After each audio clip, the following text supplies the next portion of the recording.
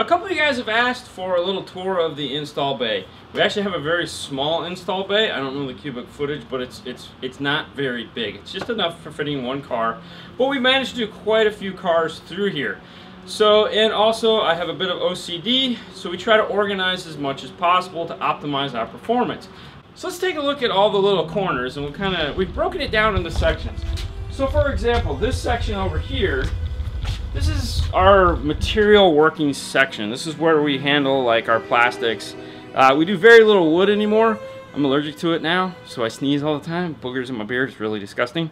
So we try to stay away from that. We have masks and stuff like that, but it really doesn't help all that much. So we've pretty much resorted to using as much plastic as humanly possible. We have two router tables. This just has a little tiny round over bit built into it so that it will, you know, when we want to make these things look pretty.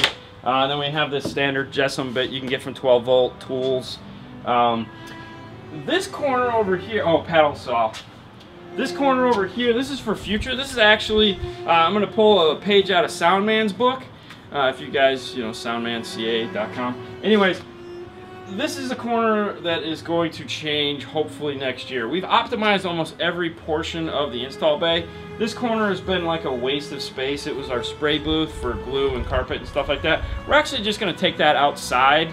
And what we plan on doing is moving these things here from this table over to here, build some kind of an L, you know, get another router, put another bit in it. So right now this is just kind of a catch-all for some of the thicker plastics. This is a box for a future car we're doing. Fernando, his work area. He tries to make it as efficient as possible. We store our extra grills and stuff like that down here. This is where we keep all the loom. We have tons of loom, love the loom. So there again, trying to use every space as efficiently as possible. Carpet, stuff like that, extra RCAs. We use a lot of bulk kits. We don't use the RCAs because we do a ton of high-level installation. They don't need RCAs, so we save the RCAs. Fast rings. Gotta stock your fast rings. This is the foam we use to put on all the back. These are some of the speaker bezels we've made just to have. Now this is our loom bucket. So we've put every size loom that we carry, small to large. Then we actually have two more buckets over in the corner I'll get to in a minute. Then we have a scrap bucket. So that if we have extras laying around, we just stick it in here, and then if we just need a short piece, it's hidden in this guy here. These are reverse harnesses here, so anytime we can not have to cut a factory harness, we have the reverse harnesses. So all this stuff right here, all these are factory fit speaker bezels. Coming over here, heat shrink. Gotta have heat shrink. We have every size, color, red and black. We have some blue. We have some bigger yellow shit here. Sorry, stuff. Now these guys here, this is also thinner, a little tiny heat shrink. These are all filled with different things. So like here's your rivets. Here's your little rivets, and here's all the screws for the rivets. Here's those cool 5-star heat shrink pieces. We have in multiple colors. They go here. Buy them in bulk. You know, the RCA barrel connectors, 90s, whatever, they all go here. All the RCAs for installations are here, as well as in the store. Just depends on what level of installation you got. These are for the basic install. We keep all that stuff over here just because we don't have a ton of room over there in the store. Screws, stock every type of screw that Stinger makes, just to have it. Ferrules, all sized, ring terminals, and then every other type of connector that we're going to need for an install, as well as any type of fuse. These are all fuses. These are grommets, carry a ton of grommets. So what we do is we keep bulk section here, and then on our bench we'll have a smaller section. So what you're looking at here on the wall, if you look at these guys here, this is an old Orion 280GX, a Kicker 750.1. This is an old Power 2001, a Trio amp, Kicker Marine 5 channel, another old Rockford acoustic. This is our graveyard, as well as our semi-museum. This is where we put all the dead stuff that customers donate to us that doesn't work. It's all just cool to look at. We even got this guy right here. This is my personal favorite. This is an old pull-out Pioneer cassette deck. So over here, this is the exit we don't actually use for an exit. We have air hoses, power hoses. These are all our cool little test speakers. If you've watched the channel, we've showed you how to build these. We use them daily. We have a cool blanket when we do reverse cameras to crawl under cars so we don't have to lay on the concrete. And then this guy right here, this is all scrap wire. This is the bathroom, we don't need to go in there. Now if you look up top here, this is where this nightmare is going to start. You have like 5x7 adapters, Chrysler adapters, extra face plates, tweeter mounts, foam, basic stuff. They all go in these boxes and we try to put what's in them on the outside so that we know where they're at a glance. So there again, you see more boxes up top. They're all there. And they all have little things on like fuse holders and high to low level plugs for amplifiers and extra parts for steering wheel controls, pins. And then of course just a variety of tools that we don't use constantly, but we have, like you have your ODB2 scanner here, your big Autel ODB2 scanner, the Dusty Bit 1 or Bit Tune, heat guns, hole saws, you name it, the cool, you know, rivet gun. The lower it is, the more it gets used. It's basically how it breaks down. Learn that trick from Casey Neistat. Just put stuff that you're going to use and the stuff you use less goes up higher. Now over here, this is the toolbox. Right now it's got some cool Christmas stuff in it, like this right here. We're filming our 12 days of Christmas every day, so as a joke I wear these silly hats. Sockets are on top. And then we do have, this is one of those cool Lowe's toolboxes, so it came with the cooler. The refrigerator, which I managed to poke a hole in it, so we had to go to another one. For all you guys out there that has one of these, Target sells the perfect size replacement refrigerator, so good to go there. Here again, oh yeah, here's that loom I was talking about. We got 2 more buckets of loom over here.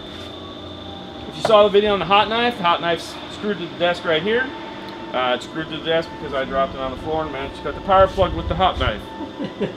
It was pretty amazing, actually. Luckily, it was easy to rebuild. We're good to go, but yeah, it was kind of funny. The GoPros that we use, we got a big 10-bank charger. They pretty much just sit over here and chill out. All the Tessa tape, got a ton of that stuff. This is a Camaro kit that hopefully one day will go in my car.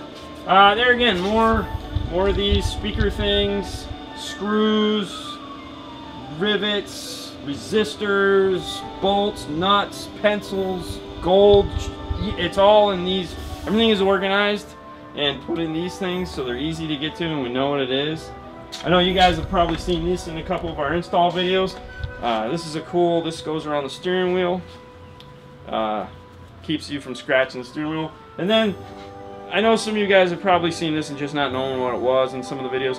This is a baby sock. We use this to put over the gear shifter. There's a bunch of alternatives out there that we've seen from pads with boners sticking out of them, and they're all very effective.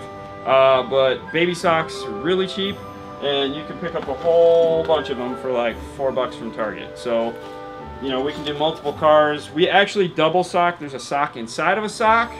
So, in case you're wondering, I'm a Boba Fett fan. If you guys have never noticed this guy hanging over here on the shelf, this is a Kabashi Yasi. I don't know, it's a Japanese name. No offense to the Japanese, I just don't know how to pronounce it. Statue of Boba Fett, which I have at my house. This is the Mandalorian skull. I did this when I was a kid. This is the clock we made.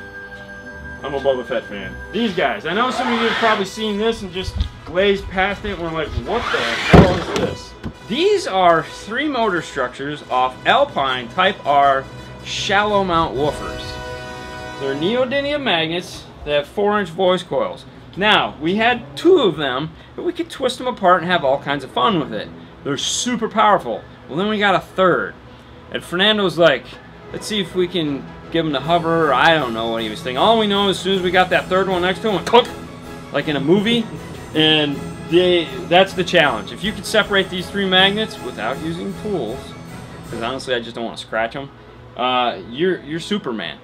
Because these are, I mean, we've had big fuckers try to do, and no one has been able to move these. So 10 people try. 10 people try? Okay. Wow, you keep track? Oh yeah, man. Dude, you need a hobby. Moving over here, this is a big old school power supply. It sucks. We actually use the small one. Most of the time you guys often ask how do we power things up on the bench. We use one of these 2 power supplies here. Notes, anytime you know, these are all just cars we've done. I've kept notes on, kept notes. These are some of the test radios we have. There again, more boxes of stuff. This is a secondary toolbox that I have. Basically all this is for is it stores like stuff we're gonna do for videos, paperwork. We have hand tools. This is all the hand tools. So it's packed with hand tools. And then also this is where we keep all the GoPro big stuff, parts, anything we're gonna do video wise. We try to keep it in this toolbox here. These are cool. I just picked these up. They're just circles made out of plexi, laser cut. I don't remember who made them. Alright, so if you look up here, so you've seen some of the new videos we've done where we've done drop down where you see directly on top. Usually we put a white piece of paper here. We started putting a piece of white paper. This is another camera. This is the third camera we actually have. We built this. This is made out of 1-inch PVC board. You know, so we can move this around. It's got a microphone attached to it just to make better videos, cooler. So this is always right here. Batteries on the wall. This is my slide out drone. You guys have seen this, I'm sure, in the video. So this was designed to just look like a 2x4. So there's gonna be white. Anybody walks in there like, holy cow, you know. But this is all the tools you need. You know, your wire strippers, screwdrivers, sockets. So this is another place for tools. So that's like 3 toolboxes. Over here we have all the soldering guns, heat guns, new soldering iron I just picked up. I always keep this on my desk. It's a 3.5-inch disc sander, air. We have air at all the stations. Routers. We got a couple routers. Each one of them has a different bit. You know, I don't like changing bits. Got your Porter cable sander. This is the Rockwell upside down mounted jigsaw with a plastic bit in it. I tell you right now, if you're gonna buy any tool just to have fun with, cut small pieces and all that, this guy here, this Rockwell, this is one of the coolest pieces ever. It's very handy. You get the cool plastic cutting bit because we cut plastic, so this is just really nice. You don't have to bust out a jigsaw and all that fun stuff when you're just trying to cut a small piece. So we use this a lot. Then you have your 8-inch chop saw. All the hand tools that plug in are all stored here. So you have, like, there again, there's your jigsaw. You got sanders, grinders, Dremels. They're all just stored here. Behind this is where we store all the plastic. So if you'll notice, like, this wall doesn't go to the wall. There's like 1.5 feet behind here. This is where we keep all the plastic stored, as well as the wood that we have for if we do need to use wood. That way it's out of the way. So this whole section here makes getting in and out fun sometimes, but this is where all that stuff goes. So anything that could potentially scratch a car goes here and will stay here anytime there's a car in the install bay. This stuff will never be pulled out. Brooms always stay here. We have a dolly, it stays here. We have a ladder. These will never be anywhere in the store if there's a car, because these are metal. Metal belongs nowhere near a car. Back again to the panel saw. You have your Bosch table saw. Love this guy here. All right, so that brings you the 360 spin on the install bay. So if you have any questions about anything you saw that I might have not mentioned, just ask in the comments and I'll tell you all about it.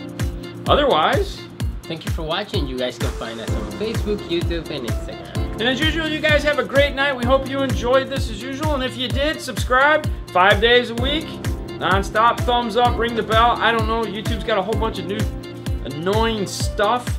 So make sure you do all of it. And you guys have a great night. We'll see you later next time. Bye. What the hell was that?